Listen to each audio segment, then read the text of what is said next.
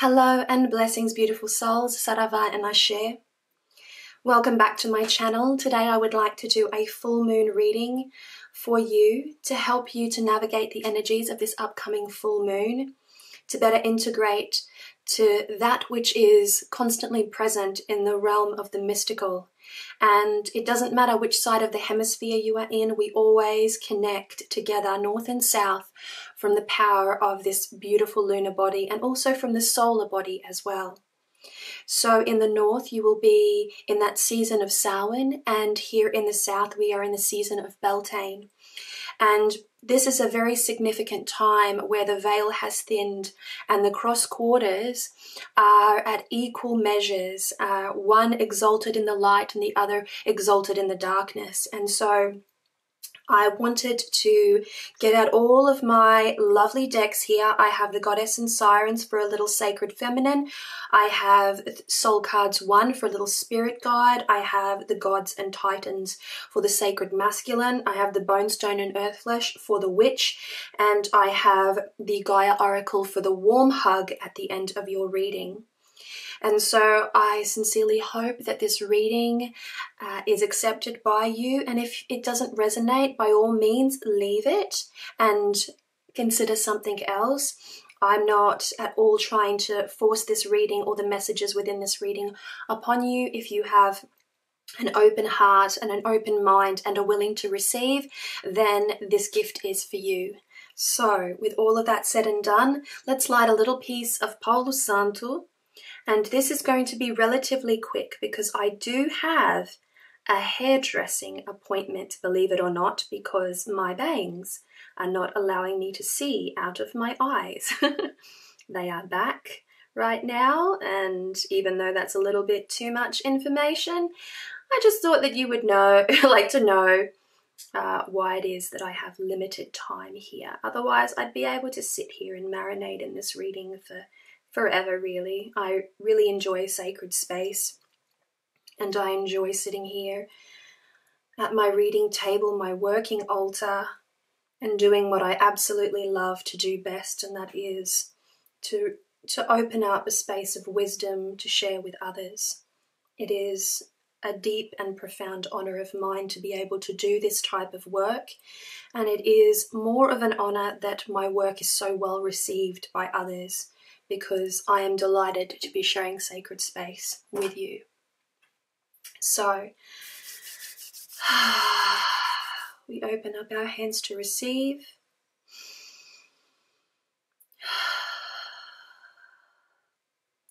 Sarava Orisha Sarava Ashe. Epahe Yansan. Epahe.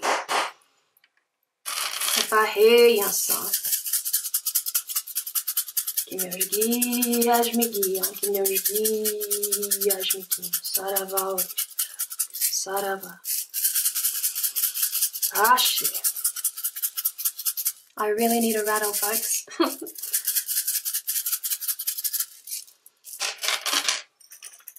A little Moonbox Divination Spritz to get the party started.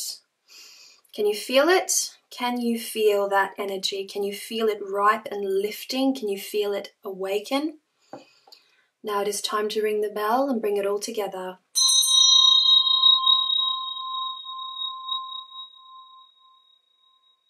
Salve, salve, Pai Oxalá. Salve, salve.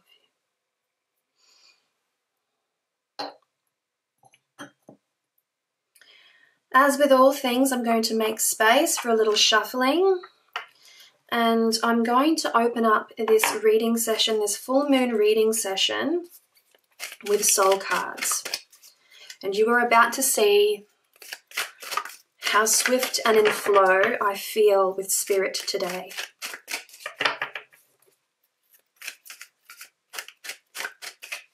I do believe this moon may be in Taurus. I do believe the October moon was in Taurus, but I could be wrong, you know.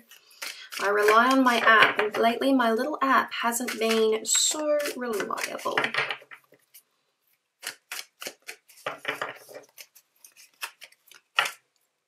Ooh. Here is your soul card. we have such a vibrant burst of energy, predominant colors being blue. This is throat for me, and I work with the chakra framework. And so throat, it's the way that you speak out your truth and speak out your authenticity.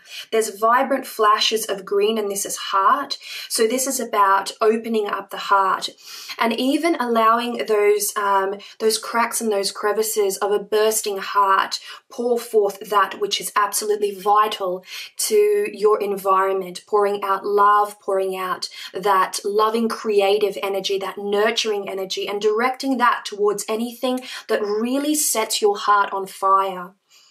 There is passive tones of yellow here, and this is for your solar plexus, and this shares out into the world fragments of your personality, and you are in control here. If you communicate from your heart and you radiate out that beautiful, loving heart energy, then the way in which others will perceive you will be in this wonderful and brilliant heart-bathed light. Now, yes, this sounds all very lovey-dovey and very, high up in the chakras and very love-oriented, but I assure you this is more about your purpose, your soul purpose, and navigating towards your soul purpose, finding that flow through the anchor that is your heart. And let the heart guide you. We have this Pegasus type of energy and this metamorphosis energy at the same time, like the creature is in fact morphing into the Pegasus. And the Pegasus is a mighty mythical beast in its own right. We have horse here, which is endurance, and we have wings here, which is freedom of expression, which is higher navigation, higher planes, and air energy. And we have that shape-shifty type of energy, which means that this ability to shape-shift into whomever it is that you want to be, whomever it is that is your absolute authentic self, whoever it is that is calling to you at the moment, then you can do that. You can find your way there. And it's so beneficial for you to do so.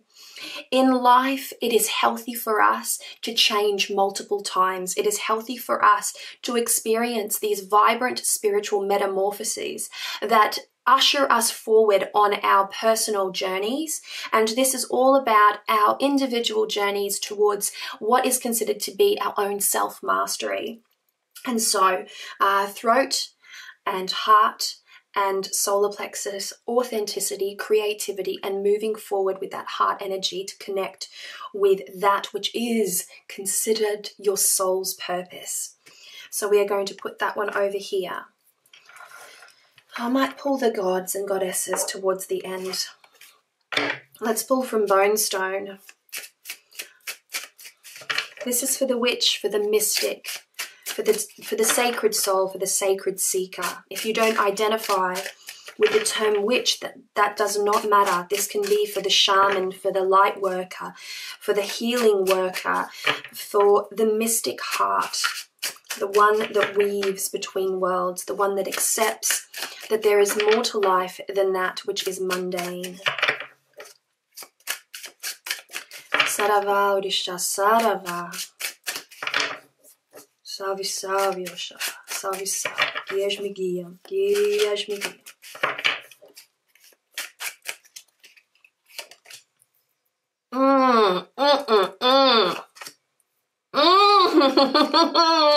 Yes.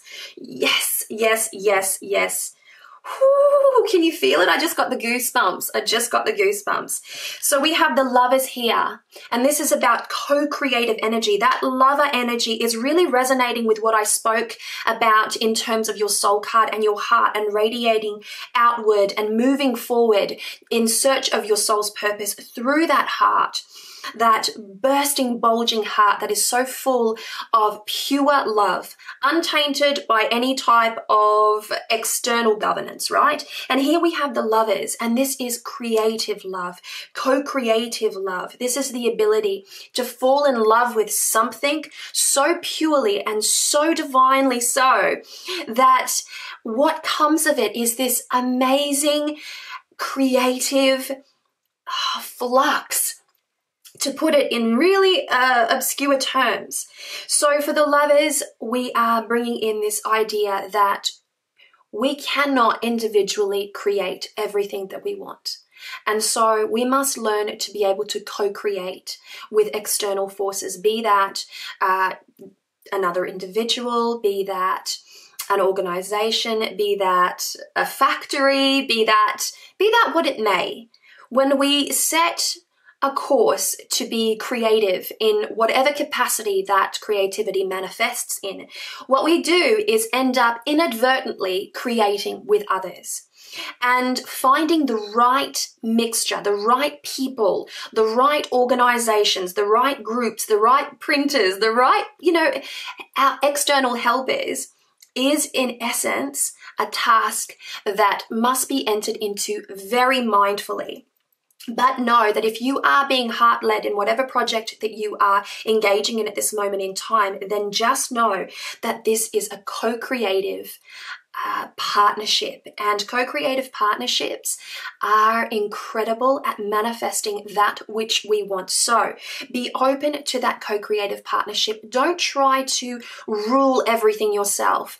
There are times where we get so excited about our creations and we want to be managers, complete managers of that creation, and you can end up burning yourself out because it takes people, folks. It takes people to really bring something to life. And yes, the heart of the creative project will always be yours, but learning to delegate to others, learning to ask for help or receive help when it is offered to you is all part of that beautiful and brilliant governance. And self-governance isn't about taking on everything for yourself. Self-governance is knowing when to delegate and when to keep to yourself what is necessary. And so, yes, you'll have autonomy over this project, but learning to connect with others, to bring what you want to fruition is going to be a huge part of the magic for you.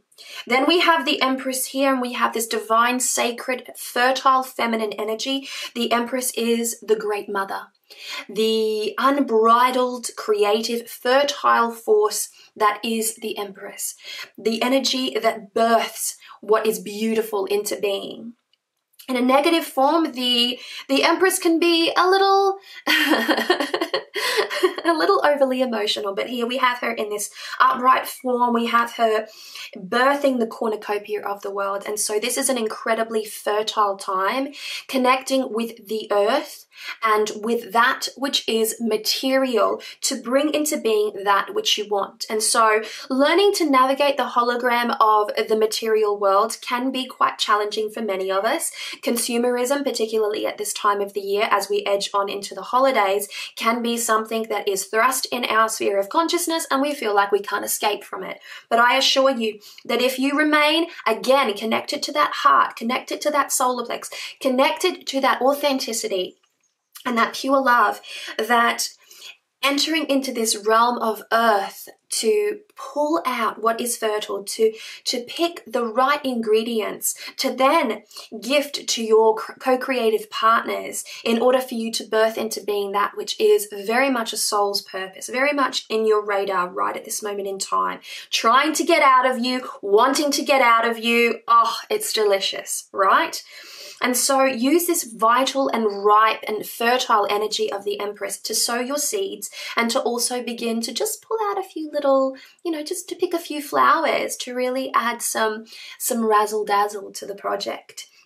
There is a lot of fertile energy here. So creation is at the forefront. Know this. Birthing new life in the sense of projects, in the sense of new chapters, in the sense of tangible results that can be interacted with, that are tactile, that are of the earth, that really ground and manifest what you need in the material world. This is very much Empress energy, so you have two very beautiful big cards.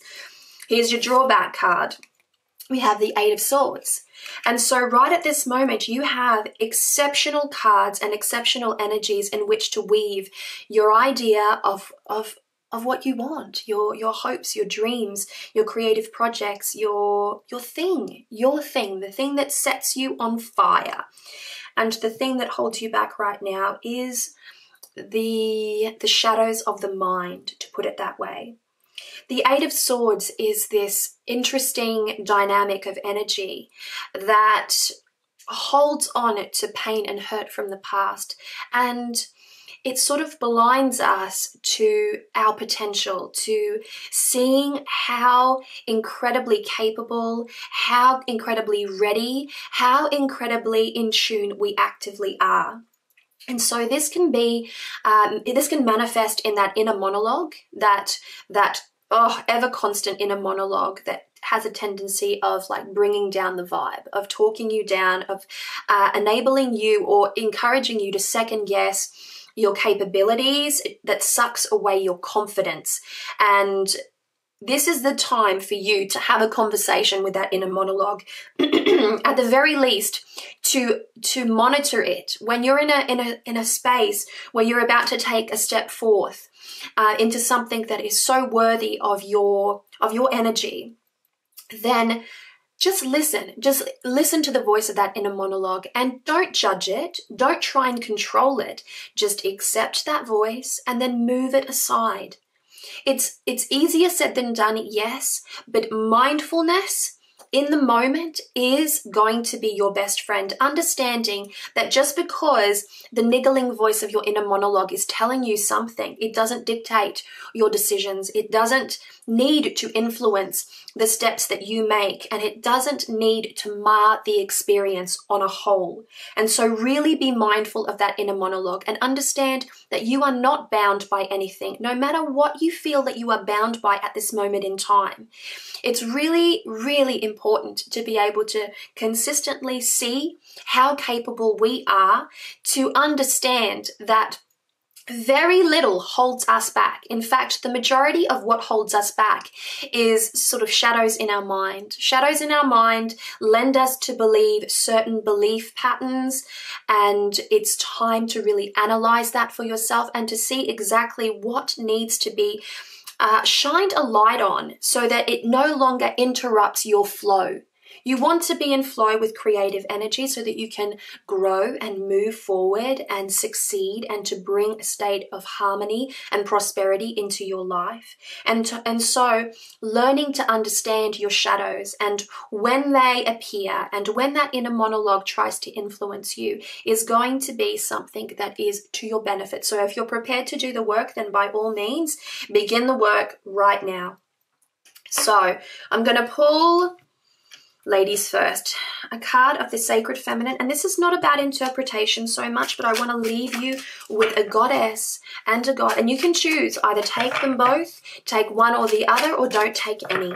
This is for those who want to work with that element of the divine, who want to weave that element of the divine into their moon work.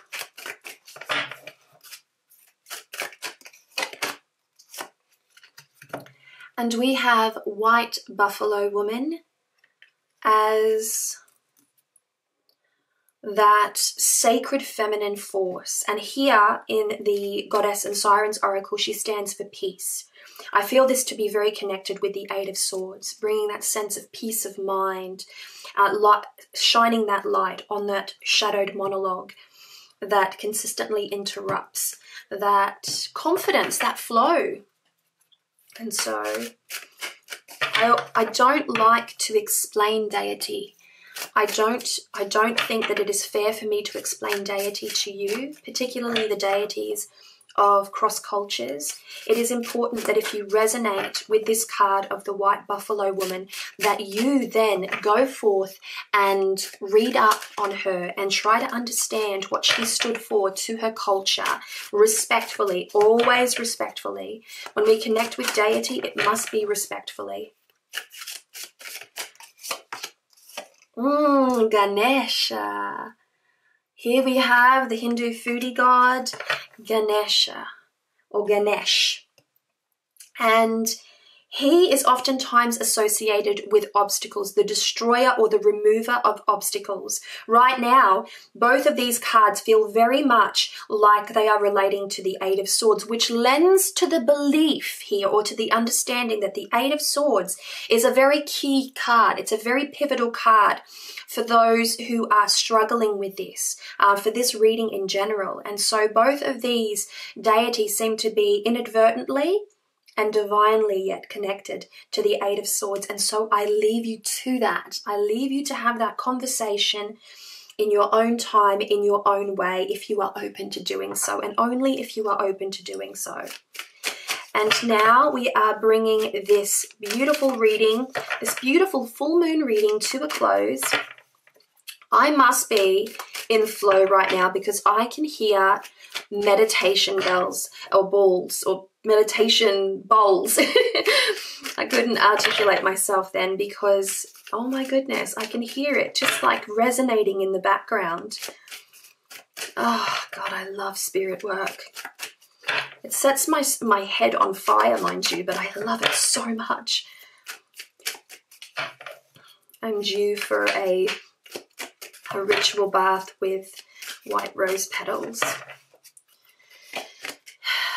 Oh, we have peace again, and we have sacred heart. Oh my gosh. We have peace twice. Once again, that reiteration of peace, finding that peace of mind, putting the demons to rest, understanding the shadows. Yes, finding that flow, that peaceful and an all-encompassing flow.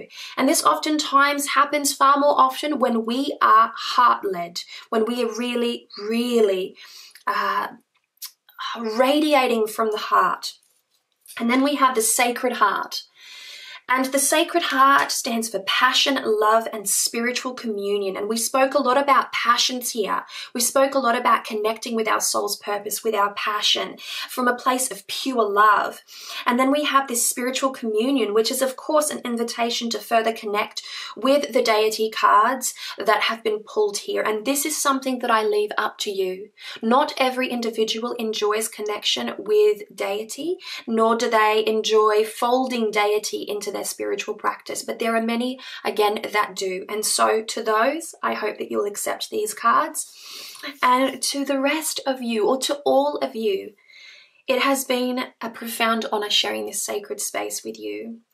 I really need to do more of these readings, honestly, because it is such a great space to be in. It's such a wonderful way for me to connect with you, to offer a little bit of myself, my skill, my craft, my passion with you. And if you are open to receiving, then thank you so much from the bottom of my heart. And for all of those who enjoyed this experience and this reading, thank you. Please, if you wouldn't mind, give this video a thumbs up. Please share it around. Subscribe to my channel if you haven't already, as it helps me. It gives me that little bit of something back. It shows me that love and that support. And for those of you who do consistently support me, then from the bottom of my heart, thank you so much. In the meantime, I am wishing you so much love, luck, peace, and joy. And wherever you are and whatever you are doing, I sincerely hope that you are surrounded by magic. Mwah. Much love and many blessings.